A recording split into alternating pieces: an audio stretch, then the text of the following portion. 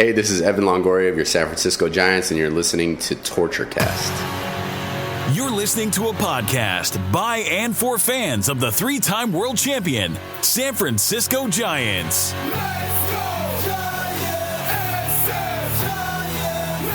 With hosts Chad King and Eric Nathanson. This is Torture Cast.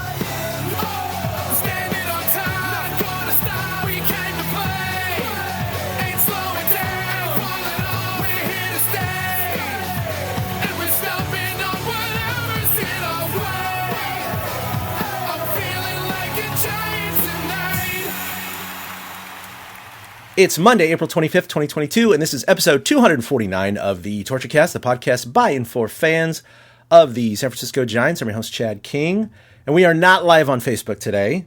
So many things have happened this past week, which I will digress upon, not going off on any tangents, but joining me from Las Vegas, or at least in the vicinity, Eric Nathanson. How you doing, bud? I'm doing good. I'm ready to talk some Giants baseball. After we jump to Willie, I'd like to hear about how your baseball plan's been going so far. Oh, man. Willie, what's up, man? Not much other than being really excited about this Giants baseball team right now. And obviously, if you listened to the show last week, you know that I'm in the midst of planning my move back to San Francisco. And if this team is what they look like they are, holy crap, is it going to be fun to be in the city and be at that ballpark as much as possible. So, yeah, that's kind of like all I'm thinking about right now. Today in Austin was a cool 62 with rain. And I was like, oh, my God, it's going to be like this every day when I get back. Except, you know, it'll be the summer. But still, in San Francisco in the summer, a cool 62, that's pretty common. And I was like, I'm going to get to put my Giants sweatshirts on again. I'm going to get, like, so many things to look forward to. So that's mostly been what I've been thinking about, other than just trying to catch every Giants baseball game I can. They're just so fun to watch. That sweater during the broadcast today? Yeah, I got to bust mine out. I got a very similar one. That's awesome. That was awesome. Wait, what was it? I missed it. I know they have the new white sweatshirts, which are pretty cool. Some guy was just wearing like a real a sweater vest that was all Giants. It's on my feed right now. Yeah, I snapped a screenshot of him. It was quite the quality sweater, and Chad said he's got one just like it. I love it. I have the full ugly Christmas sweater. Yeah. So it's got SFs and Giants all over it in a Christmas motif. It's all black and orange. It's fantastic. That's pretty cool. Yeah, what Eric was referring to at the top of the show, if I ever wanted to come back and play for the Giants, that's not going to happen. Career ending? Is that what you're saying? Well, MLB career ending. Certainly MLB career ending. No, after I played in a amateur baseball league for about 20 years, took the last 8 years off to coach my kids and everything, and an old buddy, and he convinced me to come out of retirement, and at age 48, I went out to practice a couple weeks ago and kind of got right back on the bike. It felt great. It was wonderful. I'm in good shape. I keep care of my body. I felt like I was ready for it. So we had our first our season opens this Sunday. We had a practice game at a local high school. And I played right field the first inning. A ball was hit over my head. I ran to the fence, threw it in, no problems. My very first at-bat, it was unbelievable. I felt so good. And I got a brand new wood bat, just put some lizard grip on it, was feeling good. First pitch, foul it off over the screen. All right. Second pitch, curveball misses. Third pitch, slider misses. Fourth pitch, drops a curveball in. I do a check swing, but I went too far, 2-2. Then fastball comes right down the middle, and I just rope it. And this high school is very unique. They have kind of like a monster in left field, so it's only like 290 to left center, but it's this like 40-high-foot fence. So I hit it off that fence on the air. It was like a laser. But as I rounded first, I kind of looked out there and was like, oh, right, that fence is much closer than a normal fence. So the players got to the ball much quicker than you would expect for a left center field gap. So I would have easily had the double anyway, but my body kind of was like, oh, I should probably run a little bit harder. And my hamstring said, nope, can't handle that. And promptly snapped, and I landed on my leg awkwardly, jamming my knee, hyperextending my knee, and I went to the doc today, and it's not confirmed yet, but it looks like a torn ACL. So, damn. So was it just like Was it just like a momentary hesitation and then a continuation type situation? Is that what happened? No, I was like rounding first, kind of doing that ease into second base, kind of, and then I did a slight acceleration, going like, I don't want to slide. So I'm going to pick it up a little bit. I wasn't at a dead sprint, but I just... You should always slide. That acceleration... that acceleration, I think, because in 2006, I ripped 2 hamstrings off the knee of that leg. One was surgically reattached. The other one was not. So I was already playing with a deficit of having 2/3 of my hamstrings doing that load, right? Doing all that work that 3 normally do. So I think that, I've always had those have always been weak for 20 years. And one just decided, I'm not going to play anymore. And he quit, tapped out, and my body had to land awkwardly. And that's how weird shit probably happens. you like you said, you didn't want to slide, and chances are you didn't want to slide because you didn't want to hurt yourself. Yeah, exactly. It's a practice game. It was a practice game. I told myself if I rolling over to shortstop, I'm just jogging to first, right? There's no reason to sprint. There's none. And I wasn't sprinting either. It was just like this momentary, I got to go a little faster, and just that little bit. Anyway, so my season's over before it started. On the IL. It's hopefully the MRI won't confirm it, and I just have to heal from a knee capsule injury, maybe meniscus. It has to be scoped or something minor like that. But I'm just praying no ACL. But I will say that the orthopedic surgeon said, "Hey, dude," he's all, "don't freak out." He's like, "Only about 50% of my cases now of ACL tears that I actually repair." He's like, "There's so much more information coming out these days. If you're not a professional athlete, of course, even if you're an athlete playing basketball and stuff, biomechanics dictate whether you need an ACL repair or not. If you have the bone structure in which your knee is still stable enough without the ACL, you're good to go, and it's actually better to not have the surgery. But if your knee is wobbly and unstable and you don't feel good, then you want to play baseball again, you want to do those things again, you better get it repaired." So I don't want to face that prospect, guys, because that's like 9 to 12 months, and that's what pisses me off. I'm telling you, Chad, I think it's time to pick up golf, man. Yeah, well, that's... I played, I played still hurt yourself playing golf, but you'll never have to decide whether you're going to slide or not, So I played for 6 or 7 years after that injury and never hurt myself, and this is my first at bat of my first game. Well, I mean, that's the thing. And I roped it. I fucking killed it. Dude. Yeah, it sounds like you're feeling good. That's unfortunate because we were all pretty excited for you coming back and playing again. I know Ty was talking to me about how cool that was, and he's been trying to get back into playing. Maybe that's he's much younger, but it's a warning to any. Still, though, it sparks that jealousy. I immediately start thinking, well, what could my body handle? Where could I play on a field at this point? So it is. It's like inspiring in that way. Like, all right, am I in shape? I don't know. Yeah, well, let it be a cautionary tale. Yeah, my only aspirations when it comes to playing baseball these days is to put my glove with a ball in it into my golf bag and have a catch. That's right. We have to wait on a tee box, and that's enough for me. Maybe go out, have a little BP with some buddies, but to play a full game, I can't even imagine at this point. Because when I was playing those pickup games, and Chad, I don't know if you ever came out and played with us. I didn't. But no. that was going for a while, and it was awesome. And I was one of the at the end of every game, I was the guy who was like, my uni was filthy, because I was diving and sliding all over the place. And I never, ever got hurt. I never, ever had any issues. A lot of guys, we were in our 20s at the time. A lot of guys would get hurt. And I was like, that's crazy. Like my body, it's like, I don't even really stretch that much, but I'm just young and I could just do whatever. Yeah. I remember I had a game once where I must have thrown like 150 pitches. And other than being a little sore the next day, it was no problem. And at 42 now, I feel like if I hit the dirt for any reason at all, I probably won't be getting up. Yeah, that's how it feels. So, 48, that's 6 years from now. Everything was feeling good, man. I'm telling you, everything was operating like it should be. The arm was just as good. I was throwing lasers from third to first. The stick was good. Everything was good except the old wheels. The old wheels. I was going to start calling you Chad Satchel King, but I guess.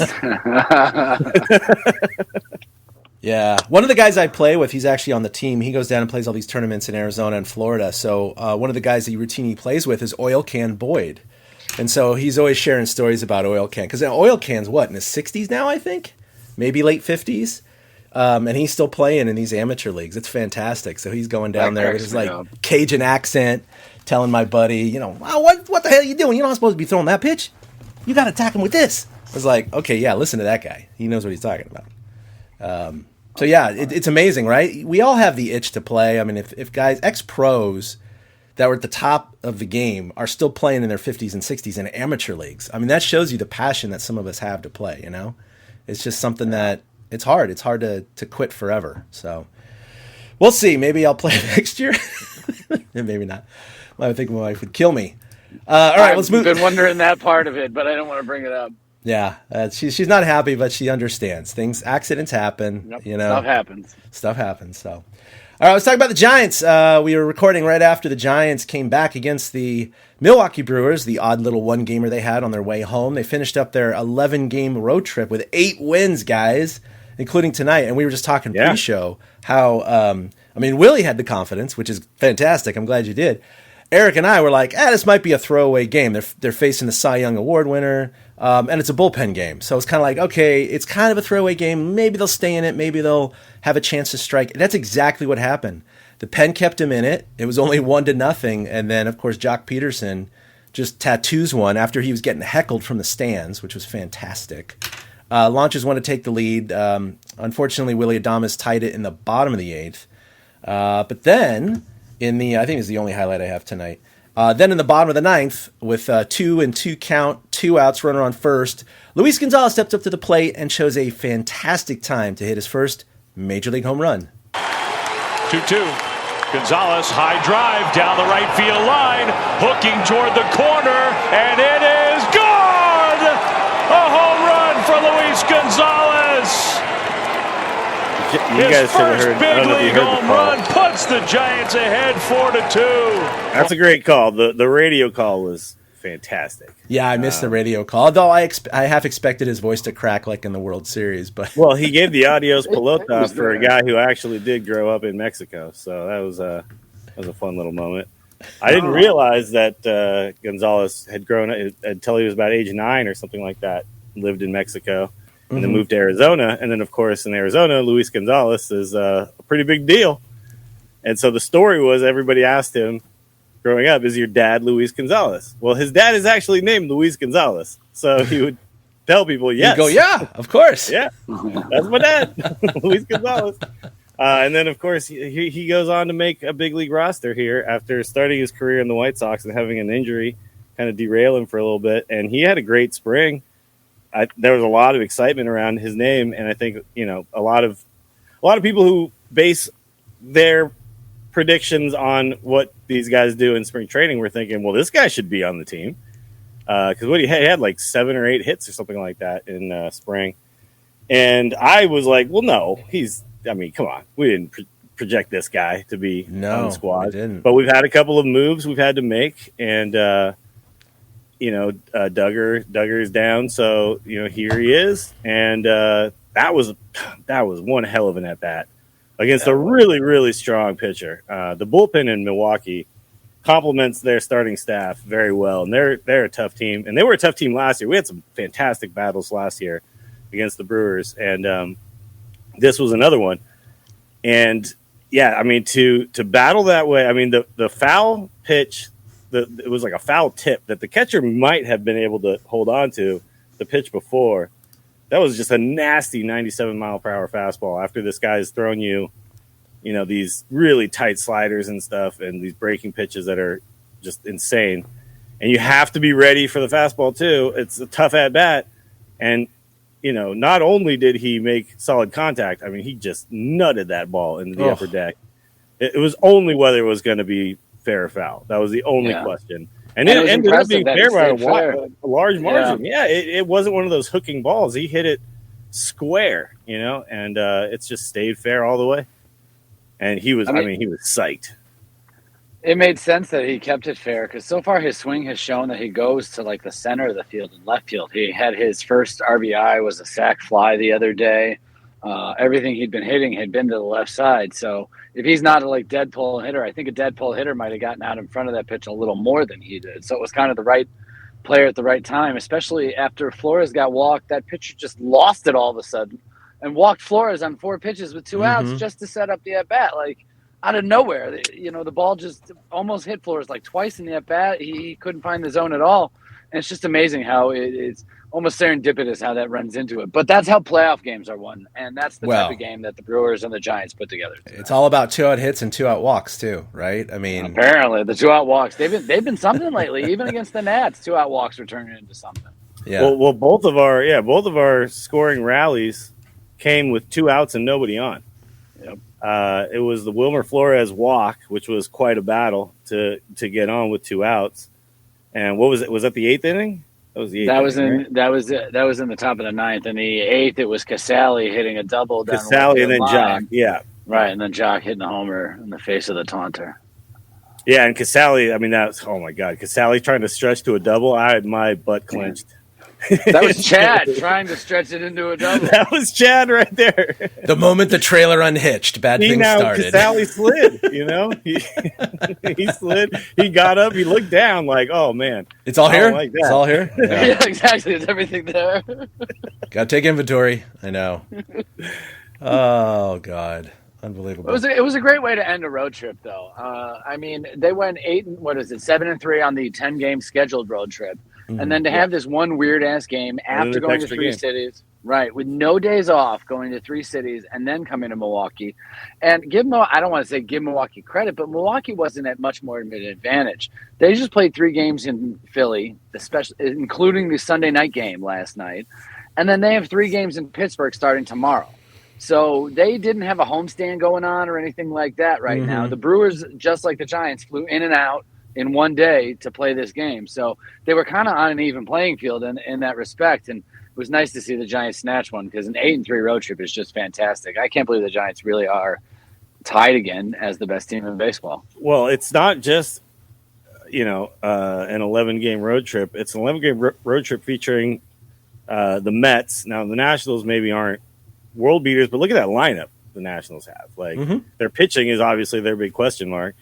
And then you just throw in a Brewers game. Like, come on, man. Like, this is not a fun road trip to have. And to go 8-3, like, that's... I know. If you didn't know anything about the other games and you said, okay, the Giants are on an 11-game road trip, but they lost 3 out of 4 in New York. Start 1-3. Yeah, exactly. How many wins do you think you're going to get on the road trip? I'd be like, maybe 6 at the most if they start out losing 3 out of 4. I mean, I know they started with a sweep, but...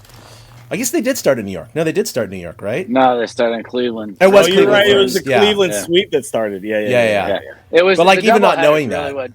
The rain out last week on Monday really kind of screwed things up, and the Giants had a chance to win that first game in New York of that doubleheader. So, if you look just at the overall week, they beat the bad teams, the Guardians and the Nationals, and they played toe-to-toe with the other Guardians a bad team? Mets. Yeah, they are. They really are. They're dumb. Yeah.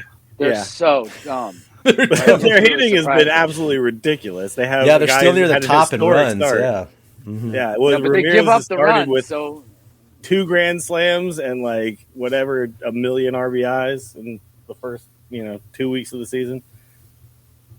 But you're right. They're not technically a good team. Yes. Yeah. My eyes just told me they were a bad team because of how dumb they were. That's all it is. They gave away They gave away a game, to the Giants. Just with they're an exciting team, though. If you're in Cleveland, you got to be pretty stoked about what the future could hold if you can, get some pitching. Because I feel bad for Nats fans because they don't have that same kind of hope. I mean, I know Soto's there, but I don't see what else is around. Well, Soto's not there for very long. You're probably right. No, it's true. It's probably true. The Giants is not there right now. The Giants handled them fine anymore. They know how to do it, but 8-3 on the road trip, 5-3 since we last recorded. I mean, anytime you can break 500 on the road, I mean, hell, hold serve on the road and win at home. That's the formula for success. But going 8-3 on the road, I mean, you got a little bit of house money you're playing with now, which is great. Not saying the Giants should tank at home or if they tank, but if they did, it's like the record's still going to be okay. I mean, look, they're fighting with the Dodgers. It's going to be a fight to the end, just like last year, I think. We know Colorado's not going to be there in the end. San Diego, I think, is going to hang around for quite some time, but the Padres always Padre. They're probably going to fade at the end. And I think it's going to be left up to the Giants and the Dodgers again.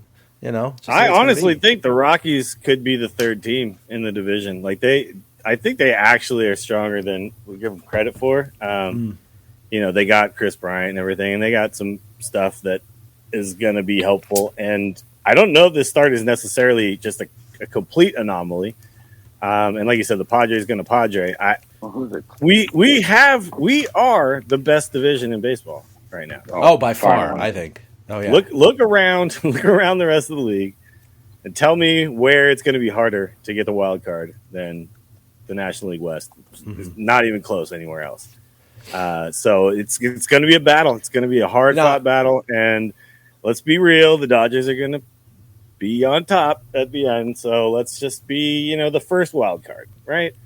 It's weird the way. So I've been texting you guys about my MLB The Show. I haven't played a current Major League Baseball video game in a long time. But Ty was like, "You got to get it. It's so good. It's on the Switch. It's cross-platform. We can play each other." It's like, all right. So I got it, and I started playing, and I'm freaking hooked. I just can't stop. But it's just funny because the way the playoffs seem to work now, I've gotten into the playoffs now with the Giants, like the 2 years that I've played in my like little, whatever, my little simulated thing. Yeah. And I have to go through the Dodgers in the playoffs now every single time. It's like, not only do I have to try to compete with them in the division, but it's now much more likely that we have to play them in postseason just because of the way it's all set up. Now it's just it's different. We never had to play them ever again or ever before, and now all of a sudden it's like we might have to not only try to beat them in the division, but it might always be us going through them also in postseason now, which is rough, man. Like. You said something, Willie, and we all feel this way. Every platform, everything I'm a part of, everybody feels the same way. The Dodgers are going to win the division, and the Giants will come in second and third and hopefully qualify for the playoffs. Do you think we're setting ourselves up as Giants fans to just be surprised and not be too let down? Because we remember years past when we really did get let down. I mean, is it the fandom changing, or is it the fact that the organization changed the way that they do things that makes us realize certain things as fans now? Because it's totally a different approach than the woe is me Giants fandom we used to have. Because we used to always expect the team to blow it and collapse and screw things up. And, the Giants the Giant. And they just don't do that anymore. So, do you think that's a product of us or them, I think it's just the way baseball has changed. And yeah, I think you're right. Like, just the fact that the Dodgers have been the Dodgers for as long as they've been now, that now we're just kind of like, okay, second place is fine. Yeah, and right. If we get anything cool happens beyond that, I really do. It's imagine if you're Manchester City and you've forever had to deal with Manchester United. You know what I mean? It's like you never expect anything, and if it ever actually happens, holy crap, it's incredible. And that's why I think 2010, 2012, and 2014 were so incredible for us as fans, because none of those teams were considered the team that's going to win it all. Ever. Any of those years. And never in the years before, like 2002, there was a stat I saw pop up during one of the games recently that this year was the least runs we've given up in however many ball games since. So 2002 was the lowest.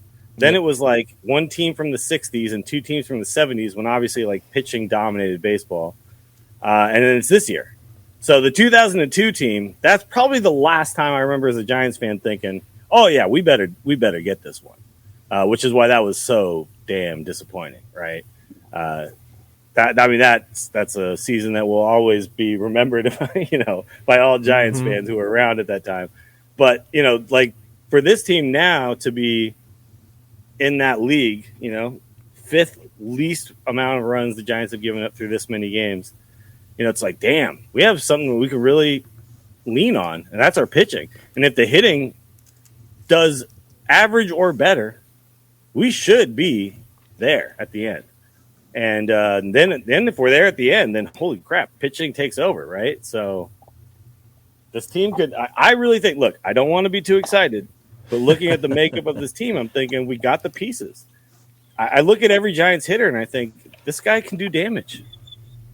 Even the guys that probably I shouldn't think that about, like a Tyro Estrada. I'm like, this guy does damage. Yeah, his little double there, tonight was awesome. Gabe Kapler spoke about it. I think it was 2 games ago, maybe it was yesterday.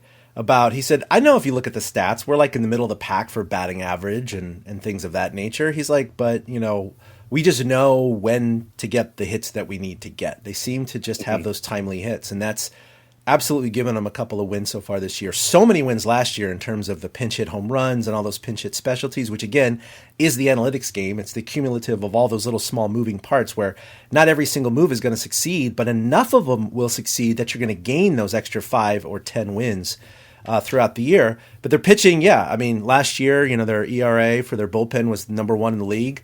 Already this year, look at who's number 1 in ERA overall. Dodgers at 2.19, number 2 the Giants at 2.42. I mean, this is how they're going to thrive this year, is tight ball games, timely hitting, good pitching.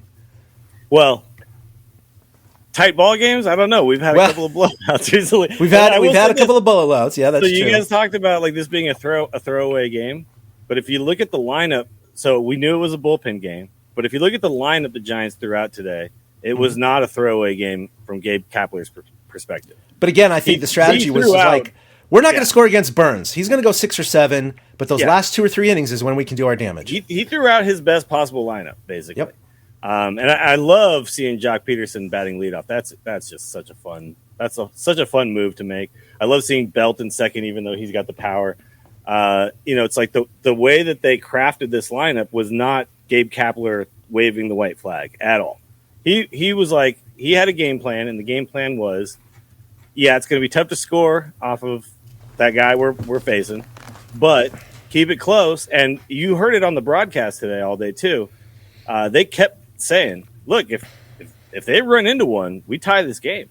Yep. And that's how the Giants kind of play the game. It's like, we're going to run into one at some point. At some point, the pitcher is going to give into the strike zone, and we're going to mash one.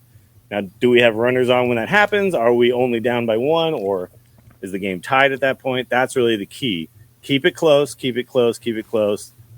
Let our hitters do what they're going to do, which is finally get that pitch that they can drive.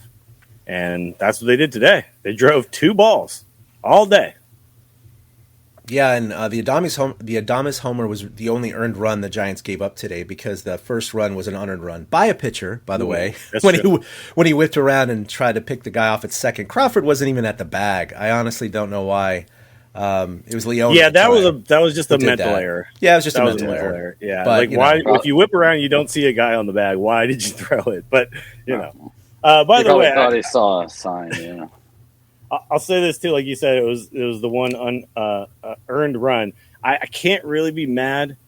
I can't really be mad about giving up the home run there, because with the 1-run lead, I wanted McGee to be challenging people. Sure. And that's what he did. Now, the problem with McGee right now is his velocity is down just a little bit, and they've apparently been working on that. But he did what he was supposed to do with a one-run lead, which is challenge the hitter. And he challenged the guy who has power and the guy, you know what I mean? And it wasn't like it was a grooved pitch, like high in the zone. It was a little low and outside. Down low. He just, still down low. He's a good hitter. He's a good hitter. And sometimes he's going to mash one, and that's what he did. But like the approach from McGee was right. So it's like you look up and down, like Brebbia is like a guy that wasn't really considering as a key before the season started. This guy is just attacking the zone every time he comes out and throwing just some disgusting pitches. And we got so many guys up and down. You look at so 1, 2, 3, 4, 5, 6. We had 8 pitchers today. Every single one of them went out with a solid game plan. And they knew that they only had to be responsible for 1 or 2 innings at the most. In fact, only Brebbia went 2. And they all kind of went out with their game plan and executed. And it's just like, either the Brewers hitters do what they need to do, or they don't, and we're going to attack the zone and we're going to force the issue. And that seems to be the game plan all the way up and down. So we're going to have a lot of games where our bullpen's going to just save us. And then we're going to mash a couple balls and win the game. It's going to happen. Yeah, that was the formula a lot. Again, this is one of those things that mirrors last year. That was the formula a lot of the time last year. That's why the Giants bullpen being so good was such a key to their success during last season, because they really did just keep them in games. And, Littell really jumped out at me today. The guy's like the last guy on the bench, second to last guy on the bench. He's a mop-up man right now. He comes in and gives up a leadoff hit and then strikes 3 straight out. Yeah, 3 strikeouts that were so nasty. Yeah. They were. The guys were swinging at nothing on all of them. They were just great pitches. And it just shows the tremendous depth that they have in the bullpen. So if a guy like Tyler Beatty doesn't work out, it's okay. Yeah, well, I'm going to point out one guy on our staff right now who looks like he's nibbling is Logan Webb. He looks. I was watching that one game where he got pulled after 3 1/3 or something like that. Like it was like his shortest outing in forever against the Mets. Yeah, and it was his first loss in about a year. I was screaming into my iPhone because I was watching on MLB TV at work. I was screaming into my iPhone, "You're a really good pitcher. Stop nibbling." Because it was like the whole game he was just behind every hitter. And then even in the last game that he ended up winning, it still looked that way. And every other starting pitcher we have and every reliever, it's like they're attacking. They're coming at you and they're saying, "Here, hit it. Show me that you're a big league hitter that can hit it." And we have really good defense behind us right now who's making a lot of incredible plays. So let them put the ball in play. Just attack the hitter. And like you saw, Crawford had like a Gold Glove play today. Tyro had a Gold Glove play today. Like we saw our outfield is like absolutely insane. DeBon's throwing people out. Like, we have all the tools. So, yeah, just attack. Make them hit. It's so ridiculous that the Giants have all these tools and they're these names that are random. Like Jason comes in. Bossler gets base hits. Luis Gonzalez comes up and he hits a 2-run jack. I mean, it's literally, again, I just said it. It's like last year. It's just, and it's not even like guys are having career years. It's just the formula working in the right way. I mean, you got a guy Slater like won 2 games by himself, basically. Yes, yeah, he was phenomenal over the weekend against the Nationals. Like he kind of said, like, "Don't worry, the Duggars out. I'll take care of some things." It was really kind of crazy. And that's what happens. You have guys every day or two stepping up and having those games. Tyro had a game last week against the Guardians. The pitching staff does it. Rodon takes over when he goes out there on the mound. So you're right. They all have that attacking mentality. Webb's just, I don't want to say I think he gets in his head a little bit. I really do. Yeah. I think he overthinks it. He and Yaz, to me, are the 2 guys on the team that overthink things. I think they're pressing. They're pressing a little tiny bit. And I think also, like, right now, Webb might have it in his head a little bit that I'm a strikeout guy and guys are going to swing and miss at my stuff. And it's like, well, they will, but it's got to be in the zone. Mm-hmm. And right now he's like, yeah, like I said, he's nibbling. He's trying to get guys to swing and pitches out of the zone. And it's like, do that when you're ahead in the count. Don't do that on the first pitch. Don't do that when you're down 1-0. And I trust in our pitching coaches and everybody to be telling him that. Like, hey, man, you're real good. And again, I think I've said this before on the show. He's the type of pitcher where his arm, as it gets stronger and then deadens over the year, his the movement on his pitches will become more controllable for him. Right now, it's a little out of control. It's a little wild. Oh, Dodgers already winning up 2-0 against the Diamondbacks. But I got that going too. It's the D-backs. It's the D-backs. I was going to bring up though. Hey, look, they go 8-3 on this road trip. They find themselves virtually tied for the best record in all of baseball, just percentage points behind the Dodgers, and then the same record as the Mets. So obviously the Dodgers might be on their way to winning tonight. But I mean, this is exactly where we thought these 2 teams would be. Look, we can't do anything about the Dodgers' performance until the Giants play them those 19 times or whatever. So. It's just, suck it up, Buttercup, and move on. But let's talk about some of the highlights of the week. We talked about him hitting leadoff, Jock going deep many, many times this week. In fact, 4 times this week with 8 ribbies, and he hit .360 for the week. So, yeah, it's not a bad leadoff hitter. I bet that's doing pretty damn good. I like his runs. Yeah, he's got 6 homers in 14 games. That ties him with Jarrett Parker and, who was the other one? Willie McCovey.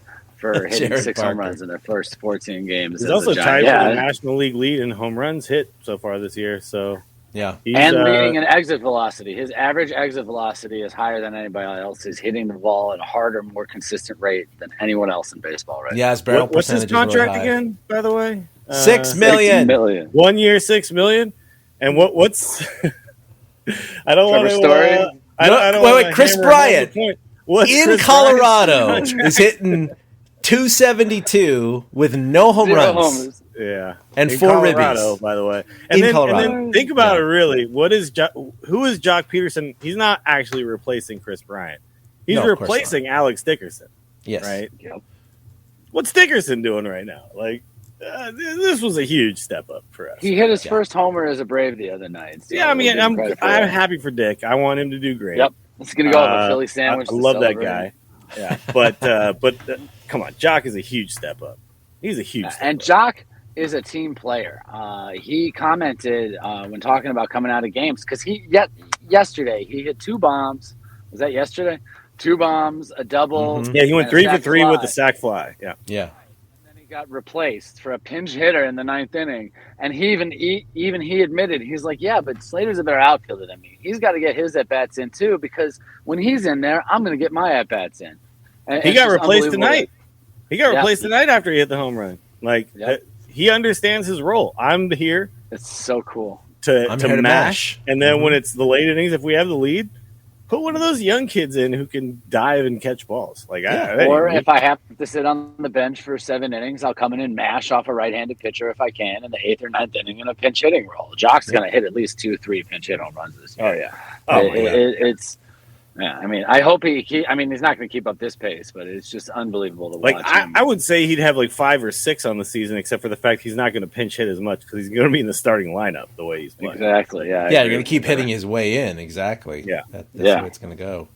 All right, Carlos Rodon, also another 5 innings of scoreless ball, 8 Ks. John Brebbia, 5 2 2/3, 2 hits, 1 earned run. Jacob Eunice, 5 innings. We got to talk about the Eunice. The the Eunice appearance was incredible because it was another bullpen game, and Sammy Long has looked really good. And I thought his role was supposed to be 3 or 4 innings, but no, it was 2 in that game. It was, and then 2. we just only bring one in tonight Eunice for 5 scoreless innings. I mean, he saved the rest of the bullpen. That was the 7-1 game on Friday, right? And we had a big lead. And we have to at some point talk more about unwritten rules because the Giants continue to anger everybody around them. But yeah, that was we jump up 7-0. The Slater 3-run homer, and then what was it? The Crawford started off with a double and then ended the inning with the 3-run double, or bookended the scoring with the 3-run double. So he had a massive impact on that game. But yeah, it was Eunice who really just came in and went, "I'm just going to keep coming out there." It was Bumgarner-esque, where it's like a guy comes out of the bullpen and they just keep running him out there, and you don't have to go to the next guy. He saved us from having to use all our guys. And like you mentioned earlier, Eric, we had no days off forever. 11 games straight on the road with no games off, or no days off, and a doubleheader mixed in there. I guess he had a day off because of a rainout, but it was a rainout, doesn't really count. Still, yeah. So to have a guy eat up innings like that, and I know he just came up, so I don't know when the next time we're going to see him is, but I'm excited for the next time. He's going to be a guy. He was signed for depth. I mean, he's just another one of these Farhan signings of a guy that had potential, has done some things at times. Yep, and so if they can harness that for a few starts, right? If they can harness it for a few starts and plug in when they need to, they'll do that. And if they'll do it through the opener instead of traditionally starting him, they'll do that too. Because, again, this is the Giants in 2022, and they're open to doing anything to win games. DeSclafani goes down, and so does Cobb. So, you needed somebody to step up. And Sammy Long and him have both come in and stepped up in really big ways. Yeah, and Sammy Long, by the way, I was a little unsure of him because Sam Long, excuse me. I know that there's a lot of excitement around him and what he can do, but I didn't really feel that great about him after last season. He didn't look, to me, specifically sharp, but his curveball is pretty incredible, and he's got snap to the fastball. He looks like a guy he was supposed to be the long man or whatever. He looks like a guy who can kind of do whatever we need him to do. So much movement can be done in that bullpen. It's incredible. Well, he threw 2 innings, I guess it was on Friday, and then only 1 inning tonight. And so, yeah, it's a small sample size, and he can kind of let it fly because he knows he's not going to be throwing 5.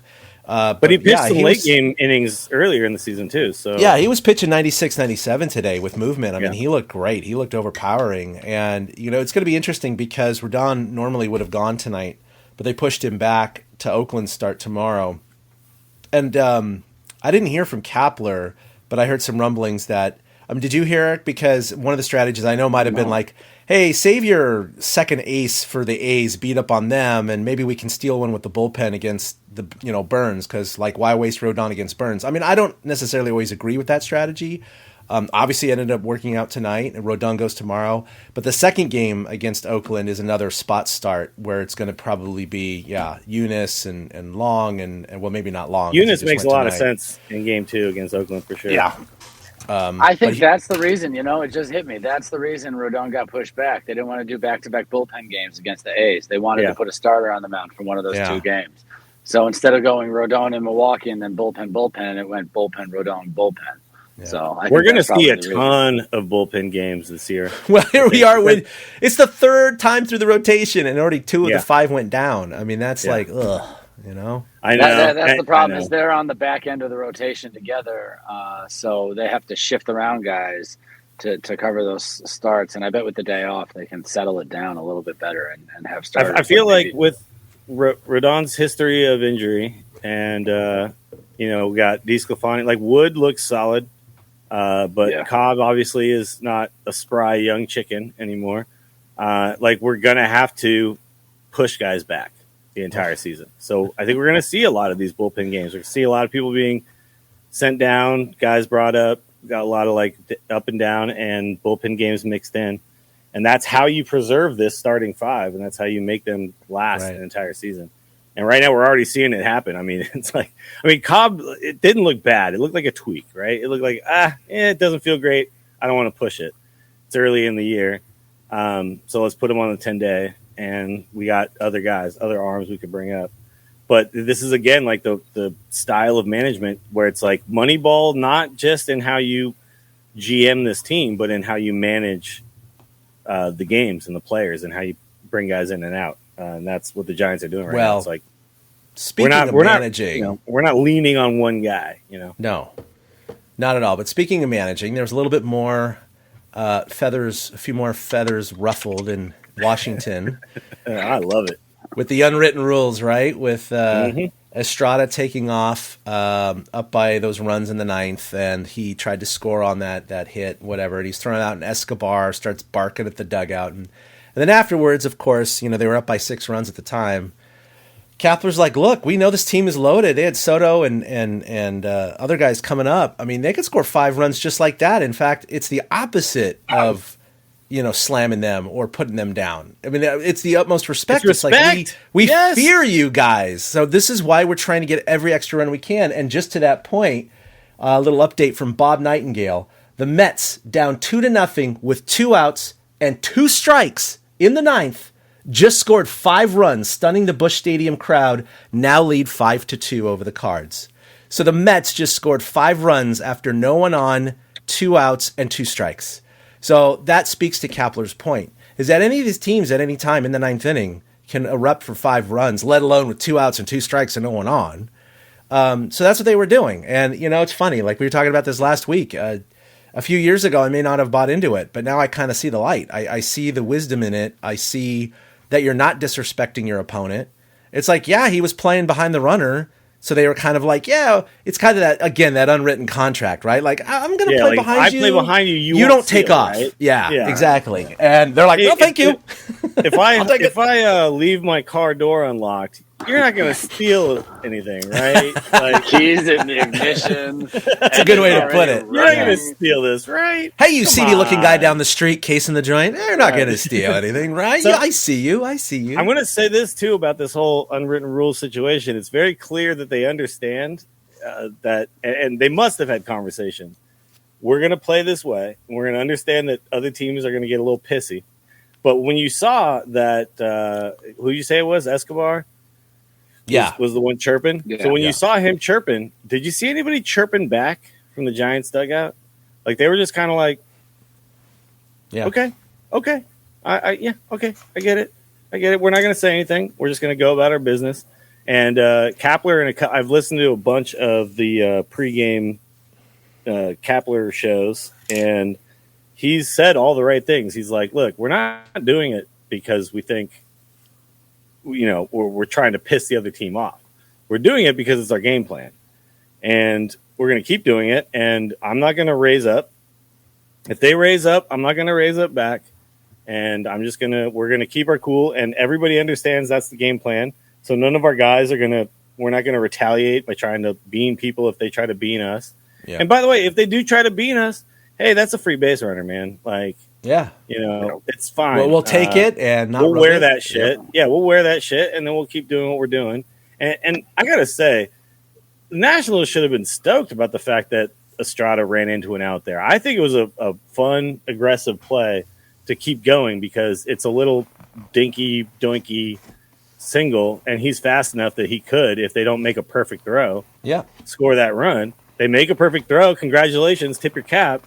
Yep. Now everyone go back to the dugout and let's play the next inning. Yeah, and then, by the way, the next inning, Soto is legging out an infield single as hard as he can, which he gets out, but he's not stopping trying. So I don't understand why we're supposed to stop trying. I think I heard something that was interesting from, I think it was Susan Slusser of the Chronicle, and they were asking her take on all this stuff. And she said, I see the light too. I understand why he's doing this, to get through the bullpen, to get that extra pitches, to squeeze out every run, because any team can score 4, 5, 6 runs in the bottom of the ninth. Like, why should you concede that possibility if you can squeeze out that extra run? And they asked her, okay, well, in this new world of unwritten rules, are there still unwritten rules that you would adhere to, or do you think Gabe Kapler would adhere to? And she said, well, I can't speak for Kapler, but I would say if you're up by a lot and the other team starts taking out their stars, maybe then I would let off the gas. Okay, fair enough. And I was like, but they did not. I could see that. But exactly. They didn't take out Soto or these guys, right? I mean, they were still in the game. So it's like, if you're trying your hardest... if you're trying your hardest, why are we going to try our hardest? He looked a little tender walking back to the dugout. So it's like, dude, if you want to talk unwritten rules, don't hurt yourself when you're down 7-1. Yeah, that exact game, the Giants scored 7 runs in an inning. So who's to say that the Nats can't score 7 runs in a single inning? The very next game, when we win 13-2, guess who scored 6 runs in the ninth? Yep. The Giants. So it can be done. I totally get what you're saying, that the Giants are kind of trying to turn the other cheek and maybe trying to turn the other cheek. But I think there's a fight brewing. I really do. I think they're going to do it to some team that's pissed off and having a rough go of it, or something's going wrong, or the Dodgers. And I think something's going to happen. And I totally see the Giants getting into a fight this year, maybe 2. I mean, if I'm okay with that. Like, they're like the bad boys of baseball. If somebody attacks us, if somebody does attack us, I think they are the type of team. It's like every man is looking out for every other man. We're not going to shy away from it, but I think we're not going to instigate it. We're going to instigate it on the field with our play because these other guys are little bitches, but we're not going to instigate it by being the team that throws at somebody, right? Other teams are going to throw at but us. if the Giants get thrown at, like one guy gets thrown at and then the next guy gets thrown at, I mean, they're not going to take that. Yeah, no, they're not going to take that line down. But I really do. I would not be surprised to see a fight or two in a Giants game this season, and I'm okay with that. Somebody has to draw a line in the sand somewhere and say this is how we're going to do things now. And the Giants happen to be the team doing that, which is really kind of fun to watch. This might be it. By the way, this might be another thing, which. We've talked about how other teams are going to be copycats of this Giants team. This is going to be another thing that we're going to get copycatted on. It's not just the moves we make and the way we move around our bullpen and things. It's going to be like this, adding on, bunting with a big lead, stealing with a big lead. Other teams are going to start doing it. And all these unwritten rules, I say it's a good 2-3 years before no one's talking about it anymore and everyone just goes, Good steal with a 7-run lead. Yep, add on, and everyone's going to applaud that. It's just a matter of time. Yeah, baseball is changing. Yeah, really is. All right, let's talk about our player of the week. I'll lead off. I'm going to go with the Eunice. I thought that was pretty damn valuable. I mean, much like tonight's, it was a much more. The effort was spread out amongst the entire bullpen, but he took the chunk of it, 5 innings, and the Giants easily handled him 7-1. But that was really important. This guy just gets called up. We don't know who the hell this guy is, and he holds the line. He doesn't just he allowed 2 or 3 runs in 5 innings. I mean, he just shut him out. It just made the game non-competitive, and I think that's just huge. Not only for a new guy coming up like that, but kind of for the week. It really set the tone for the weekend against the Nationals, and I think kind of set the momentum for the sweep. Eric, who'd you pick for the week? I love Carlos Rodon. If I can pick him every week, on and off, I will if he keeps this crap up, because it's fantastic. Just watch him. Forget just the week. Like, he just did it again to get his strikeout total to 29 strikeouts in 17 innings pitched. In 29 batted balls against him, one guy has hit it off the barrel so far this season. Jeez. One guy. He's in the top 10% of the league in weakest contact against him. He's in the top 1% of the league in strikeout percentage. He might be leading the league in strikeout percentage. And it's just fun to watch him pitch, especially the way how angry he pitched the other day. There was a moment in the game where he gave up a couple hits, and it looked like he could have lost it, and then he came back and struck out 2 batters in a row. And he got out of the inning, and he was yelling and screaming, afterwards, and in a great mood. And it just kind of showed what kind of competitor he is and how he fits with his team. So I really liked watching Rodon and doing that stuff too. Just the demonstrative, all right, let's go. He's talking to himself out there on the mound. Oh, yeah. And you gotta love competitors like that. He seems hungry to win. So Rodon's my player of the week, because I again enjoyed watching him. I mean, 29 strikeouts and 3 starts. It's kind of ridiculous so far.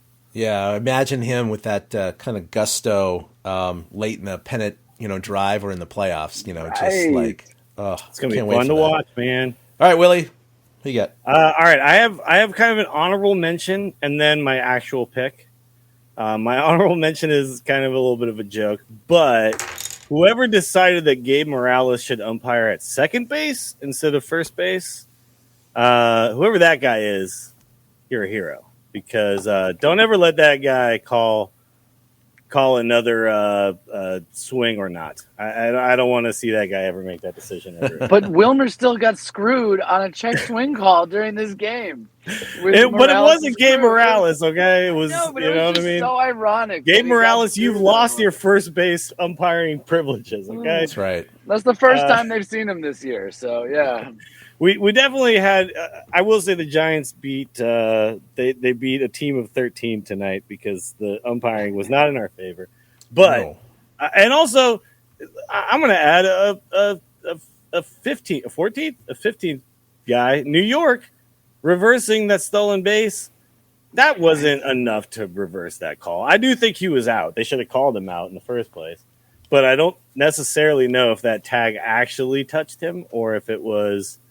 On the forearm? The announce team said, yeah. Like the announce team said, it looked like maybe the, it was not the glove that hit him. It was like the fringes of the glove that might have hit him on the arm. Yeah, but the laces are not supposed to count anymore. They're not? They're not? Big deal, yeah. Correct. They're not supposed to count, yeah. Yeah, our resident umpire, Eric Davidson. How could you even tell that in the first place anyway, right? Yeah, it's well, you can see the laces move on those replays. I totally agree with that. I'm with you. Man, the Giants, we didn't touch on this. We've been screwed on the replay a bunch of times. Yeah, right. That's what I was gonna say. We didn't touch on this during the episode, but the Giants got so screwed by replay during this. No, I agree. This entire road trip, and it's just so funny that they still come out 8-3. It's kind of like, haha, screw you. I didn't even see what happened against the Mets because I was working.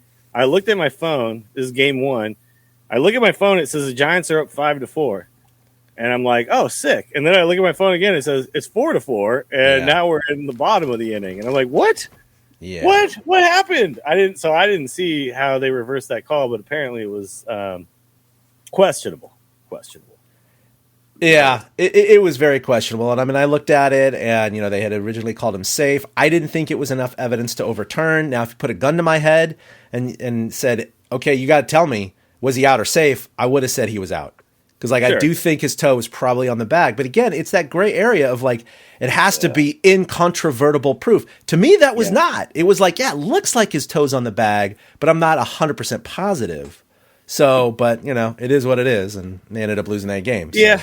I mean, the thing is, we don't know exactly all the angles they get to see in New York. Apparently, they have this incredible technology where they can slow it down and stop it and zoom, enhance, CSI. Yeah. So, okay, whatever. Depixelate that shit. Yeah. Right? I'm not gonna like argue or harp on it too much, but it does feel like we've gotten the short end of the stick on that one so far, anyway. But I will say my actual player of the week is Jock. It's Jock. Of course. I mean, the guy's been absolutely destroying the ball. If you look at his stats so far this season, 6 home runs, 17 hits in 14 games, scored 11 runs. He only has 10 RBIs, which he would have a bunch more if he was batting later in the order, but we've been putting him in the leadoff spot. So now him and Estrada share the lead in RBIs with 10. And then what you'd expect, which is fine, he's struck out 10 times. But he's doing what he's meant to do, which is swing as hard as he can at the ball. And, sometimes you miss it, and sometimes you square that shit up. And it goes off the scoreboard. It makes a giant clang. By the way, Eric, do you have any insight onto – we have to talk about that home run a little bit because there was a fan chirping at him so hard that he stepped out of the box. And I don't know if Giants Twitter has figured out what the fan was saying to him, but it was something egregious enough that he had to step out of the box because he was that distracted, looked at the fan, stepped back in, tattooed a ball into the scoreboard, and then turned to the fan, double thumped his chest, and then gave like a Superman pulling the shirt off as he rounded first base. Yep. Incredible moment. But that's not all. Anybody know what was said? Wait. Yes. He called the guy in some shape or form a effing pussy. I don't know the rest of the words around that. Wait, did Jock call that guy that, or did that guy? Yes, he did. That? No, okay, Jock called that guy that after he crossed the plate. Do we know what that guy he said? Then again, Jock, looked straight at the guy and thumped on his chest. Right after he did the whole Father, Son, and the Holy Spirit, he looked up at this guy and screamed something, you effing pussy, something, and then went to the high-fived and went to the dugout.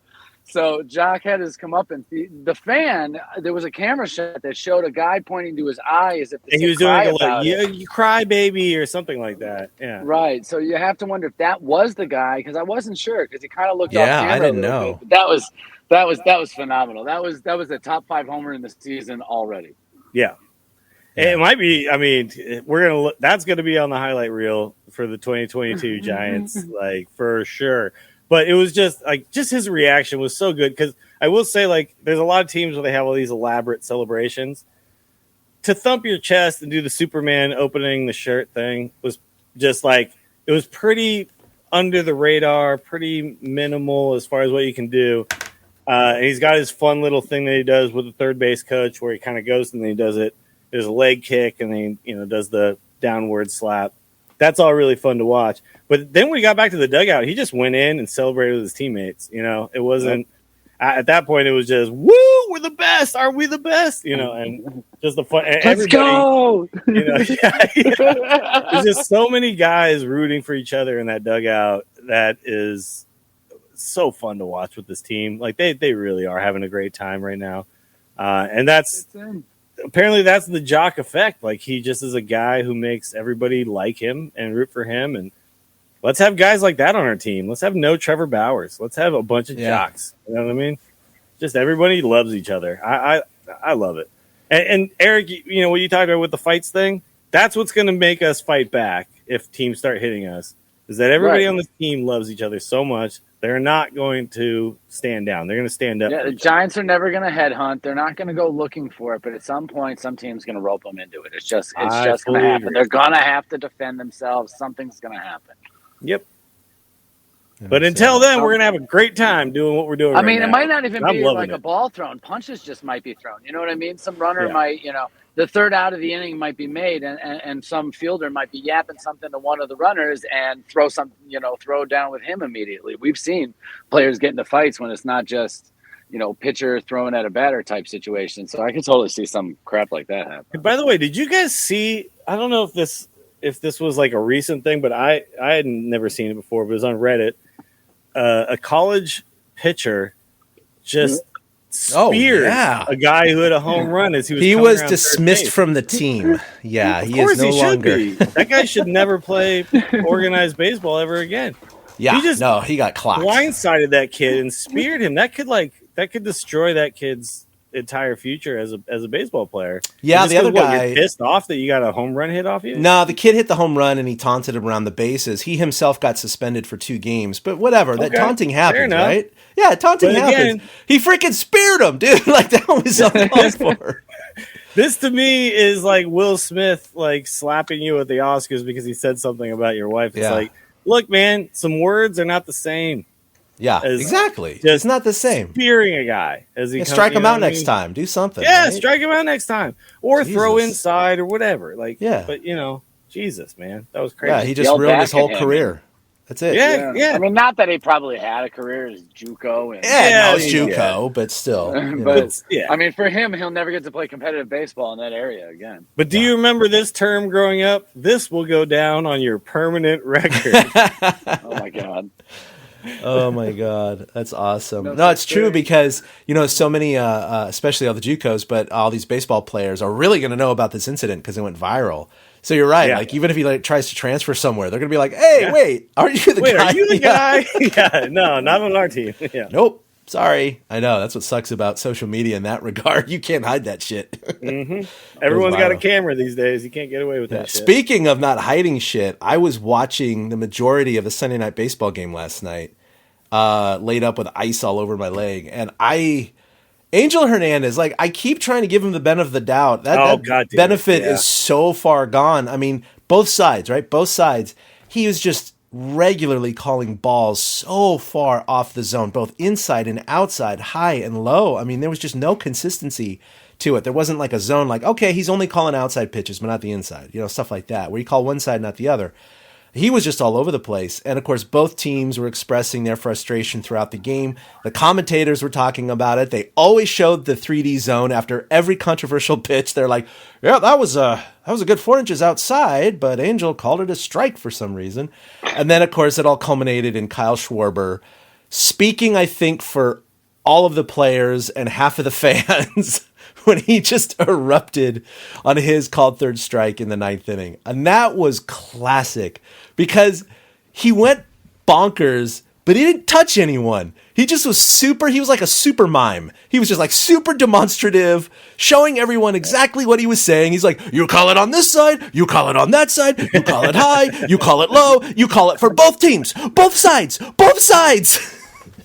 Yeah, he said a lot with his body. Oh my God, it was now I will say the actual pitch that happened, it wasn't like it was. It wasn't the most egregious of the night, of course not. The pitcher framed it really well. Yeah. Yeah, when there a pitch earlier in that bat, though, that was worse than that. There was a pitch but I think it was a cumulative effect, right? It was just, we're just all tired of you. Can you go away, please?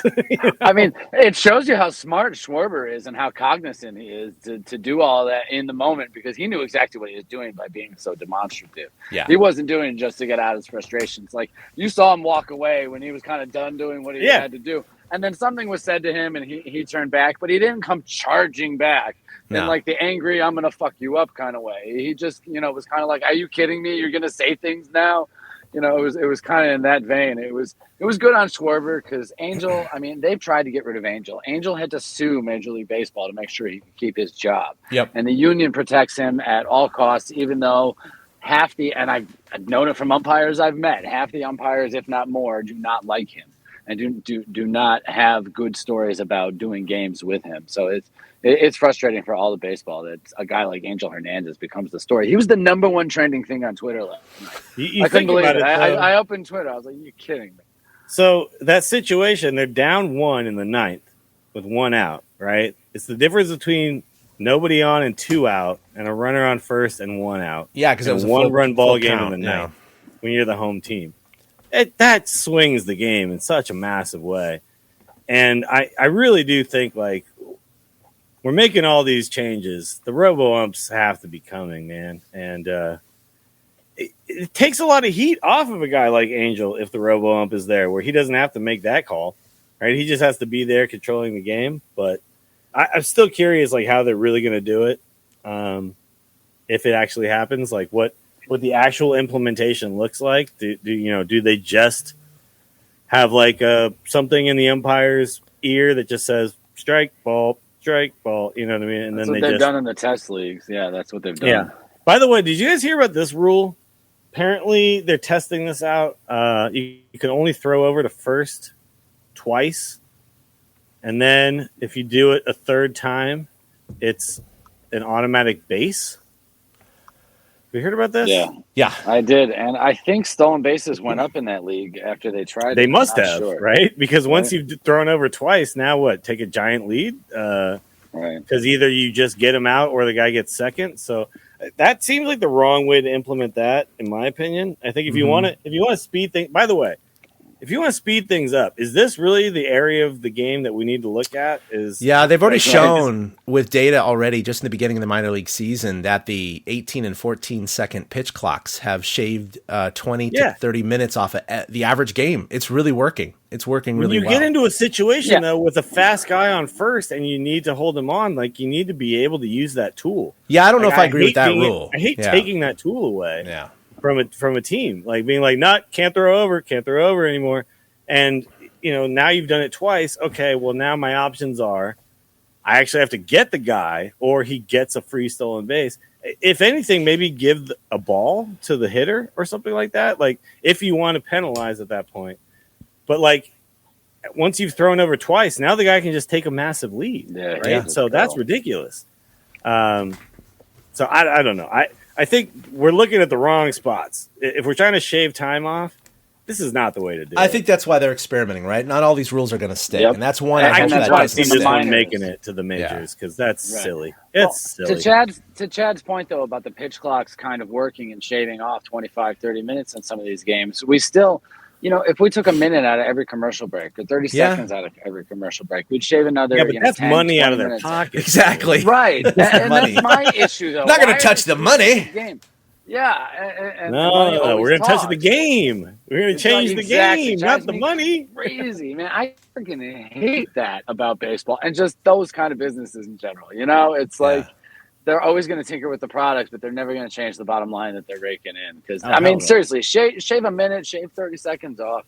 You're saving another 10, 20 minutes. Look at the NFL. Added a game. Added a whole game to the season.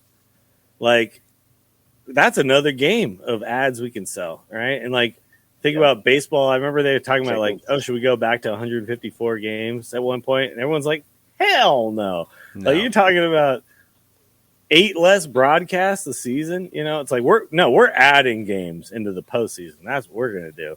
More games in the postseason. Make them shorter, but make more of them. Because baseball has a guaranteed number of ad breaks, by the way, too. That you're going to get 18 ad breaks plus every time there's a pitching change. Exactly. I'm even surprised that they made the rule about the 3 hitters because that takes away ad breaks. I think the pitch clock is the number one way that you shave time off. And then the second one is, which apparently they've gone away from completely, is hitters walking out of the box. Everyone's walking out of the box again. No one cares about that anymore. But I don't know if you remember that. It was a big deal because Pablo loves to do his whole thing, and they were like, "Oh, you got to keep one foot in the box."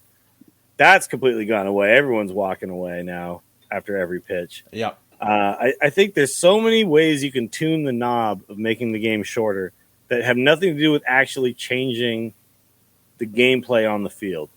Shortening the amount of time guys can take, limiting the amount of time guys can take during like mound visits and stuff.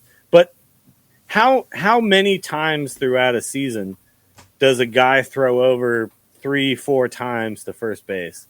It happens really rarely. It's rare. It's rare. Every now and then. It's not going to shave a bunch of time off cumulatively over a season. So it's the dumbest rule I've heard even. Like, by the way, I'm reiterating, guy on second in extra innings, let's go. Let's keep that. It's actually really exciting.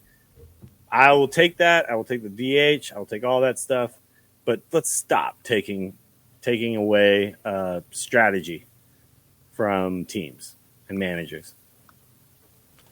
I am with you all the way, man. The pitch clock is what's working. Just stick with that. Let's not. The game's been changed so much in the last year or two. It's like let's just.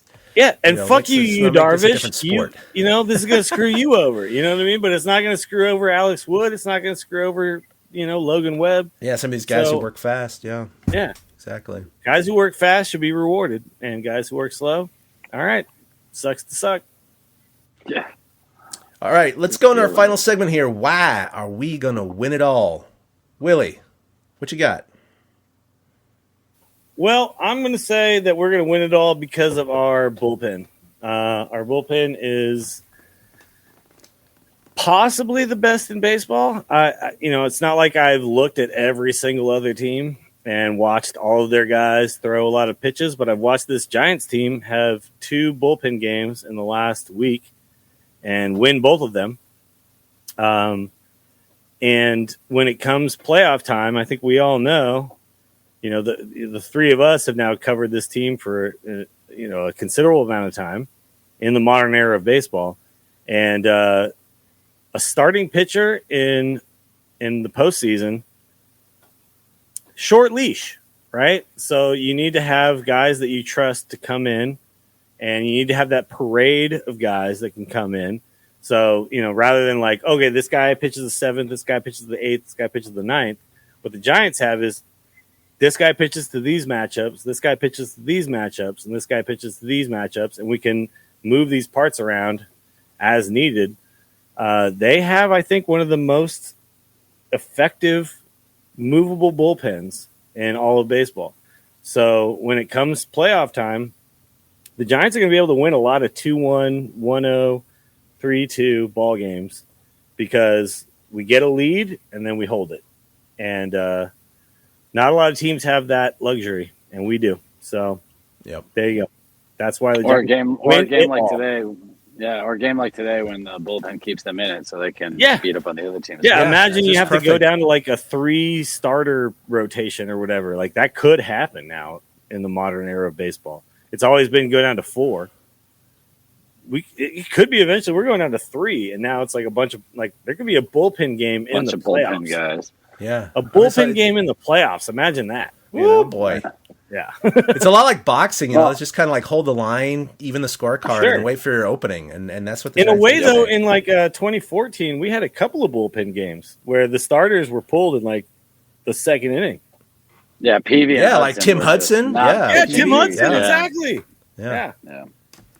They were not pitching deep at that time. Why we will win it all, I'm going to use Farhan this time around. Because to piggyback kind of what you're saying there, Willie, with the different parts of the bullpen, he's the guy that keeps finding all the guys that we're talking about. Jock Peterson, Jacob Eunice, Luis Gonzalez. Like literally everybody that was highlighted and had really something to do with the Giants' victory this week is somebody that Farhan just found in the last year. So Farhan's going to keep doing that and keep adding the right guys and finding the right fit. So I'll take Farhan now as the reason the Giants will win it all because, Farhan does Farhan things. And apparently we just need to accept that everything he touches is gold right now. Trust it. Trust in Farhan. By the way, I saw somebody post on Reddit, if I get a Farhan jersey, what number do I put on it? You just put GM on the back, Yeah, you could just do that. Yeah. What number? Farhan jersey in the stands would be pretty funny. That would be, I like it. It would speak to the way the game has changed, where it's like, right, it's not just these guys on the field, man. We're cheering for our front office now. Yeah. All right, I'm going to go with one word: Jocktober. Obviously, we've talked about him this episode. It's Jock Prohl. Is it Jock Prohl right now? It's Jock Prohl right now. Work? I know. I tried that yesterday. That didn't I saw you try. I did too. I was like, wait, that doesn't work. I saw yours. Oh man, you beat me by like 5 hours. I saw yours. I was like, damn it's a Peterson. Yeah, a Peterson. No, this dude, as long as he doesn't get it. Yeah, he's gonna slump. He's not gonna hit 50 home runs this year. He's probably gonna hit 250, all that stuff. What if he does, What if he doesn't? Like, what if he hits 300 and he hits 40 home runs? This is his breakout season and he just gets massively paid next year. This might have been why he was like, give me the 1 year. I'm going to show you guys. I'm going to turn it around into a long-term contract if he just has a monster year. But if he does have a monster year, which we're all hoping, then that's the reason, man. That's the reason they're going to get into the playoffs, or one of the reasons, I should say. And then he could carry a team, as he did with the Braves in the playoffs. He led them to the World Series. So, if the pearls come back out or whatever, jewelry he wants to wear, I don't care. If October comes back at Oracle come October, that's freaking fantastic. And that, he's going to be a key in the playoffs, no doubt. So now we don't have Freddie Freeman, but we do have Brandon Belt. So if Brandon Belt's still around come October, are the Brandon wars over? Can the fans put that to rest? Are there still fans out there thinking that we should get another first baseman? I'm so over this right now. I still don't understand this. I think Reddit's come around for sure. Yeah, the DFA Brandon Belt meme has died. I think now it's like DFA Darren Ruff is the new thing, which I don't think we should do. Like, that guy's hit like 6 balls that should have gone out. He's had a low BABIP. Yeah, but he took a couple of really nice walks. He's had a couple of really good at bats. Like, it's gonna happen. He's gonna get his eventually. He doesn't lose that eye, even though he's scuffling, he doesn't lose that eye at all. Yeah. Now he knows he's putting good wood on the ball a lot of the time. He's just scorching it out. So his expected batting average is definitely a lot higher than it is right now. All right, so the Giants, they are flying home. They probably already landed. They're going to be playing 2 against the A's starting tomorrow night at Oracle.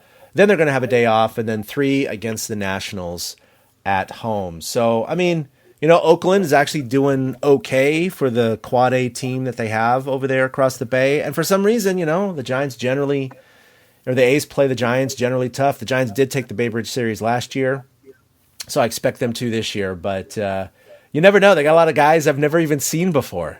They had this one guy yesterday I'd never heard of, Mickey McDonald. I thought it was a fake name. I thought it was one of those knockoff baseball video game rosters, That's a good baseball name, though. Mickey McDonald. And he says he was wearing number 73, I think, and he was like 6'2", weighed maybe $160 dripping wet. I mean, the guy looked like a high school basketball player. I'm like, who is this guy? I want to know his story. How did he get to the bigs? Like, he doesn't look like a ball player. So these are the guys that the A's are churning out, and actually some of them are playing really, really well. So it'll be kind of fun to see. I'm trying to think of who they have. I know they have Andrews. Who else do they have? Yeah, don't quiz me on the A's roster. I don't even remember. I swear to God. Okay, don't do that. Do that. Who's the A's starting left fielder? I don't know. No idea. So, it's Chad Pinder, catcher. Okay. That's Smith kid. Giovanni Soto, maybe? No, it's Sean Murphy. Murphy, that's it. He's their best hitter right now, Sean Murphy. Yeah. Wow. Yeah. Oh, Sean Murphy. Oh, I mean, look, the A's consistently do this where they just put a bunch of nobodies together and somehow make a run at the AL West. But, this year they're going to fade at some point. They don't have the talent this year. I feel so sorry for A's fans. Yeah, you can't do it every year. The Giants should beat up on them the next 2 days. They really should. I mean, we'll Giants see. have done it. They beat up on every bad team they've played, and the A's are not as And I'm excited for these next 5 games. It's like, give us the A's at home, give us the Nationals at home. Let's go. Put that in my veins. Like, I'm so excited to watch these. Yeah, and I think by the next time, just to close up, we're definitely going to be recording next Monday. We're going to try and keep on that schedule with Facebook Live if no one else gets hurt, tries things they shouldn't be doing.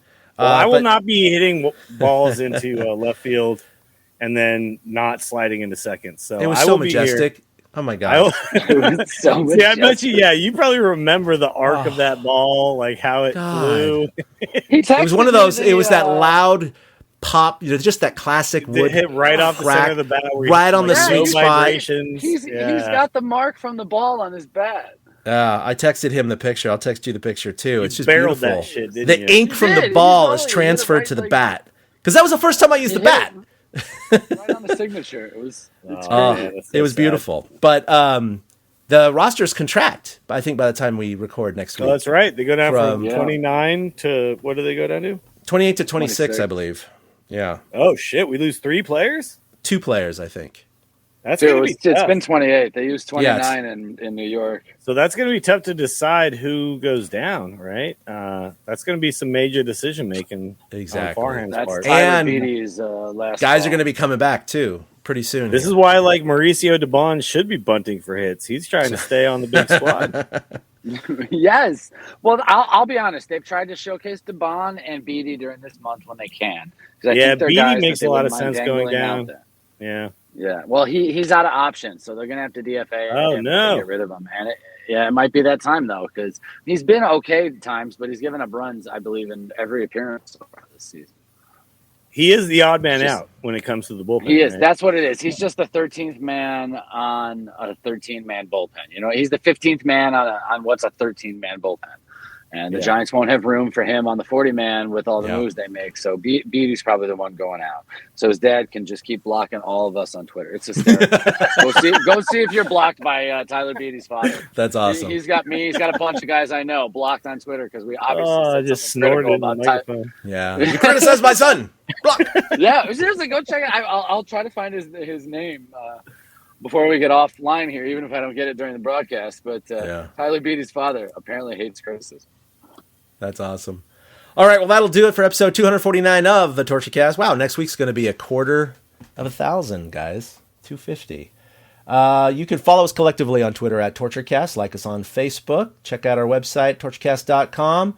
You can follow us individually at ChadK21 for myself, at 2OutHits. That's with the number 2 for Eric, and at Willie Dills.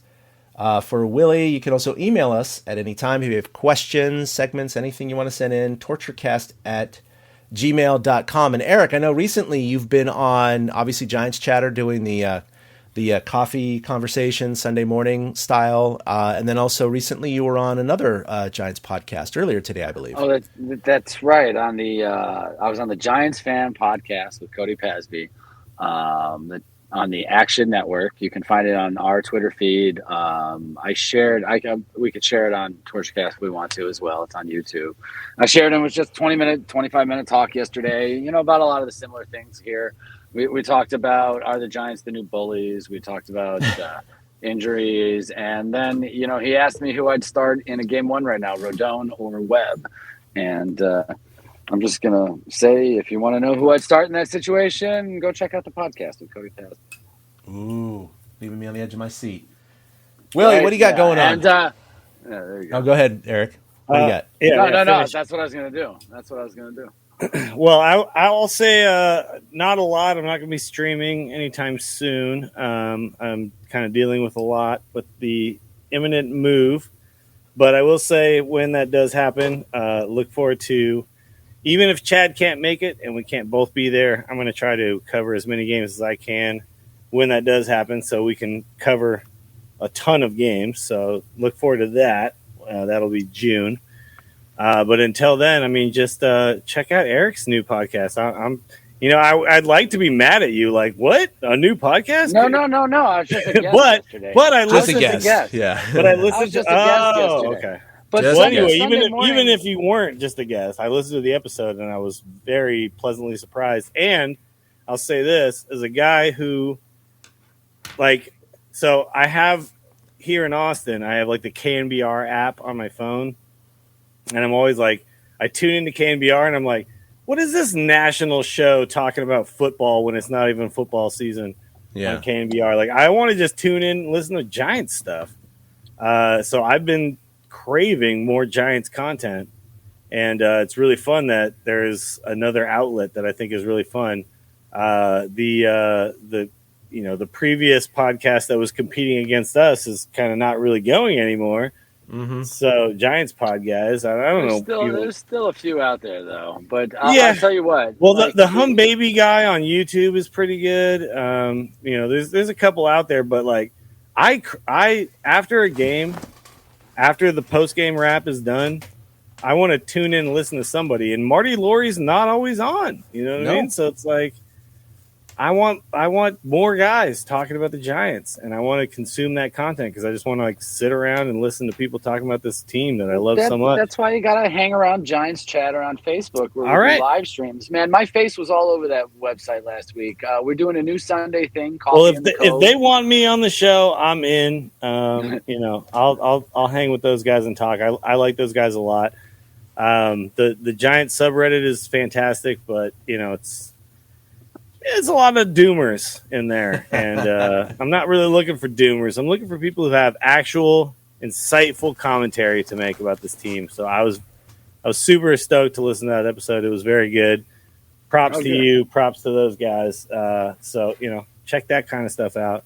Check out everybody in the Giants. The Giants verse, I guess you could call it, the Giants pod verse.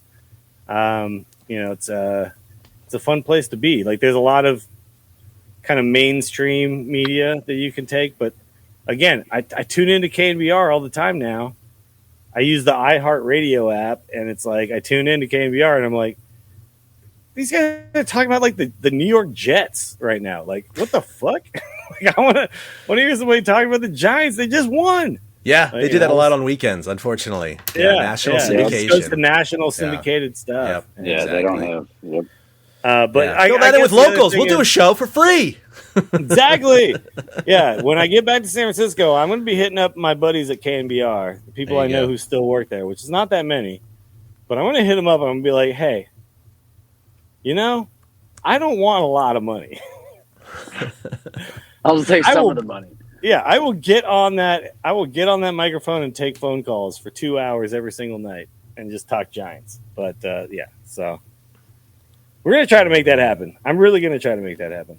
All right, Willie's returning to San Francisco, and he's going to take over the airwaves by next year. That's right. We look forward to it. I'm going to be the new Marty Laurie. Somebody's got to take over at some point, right?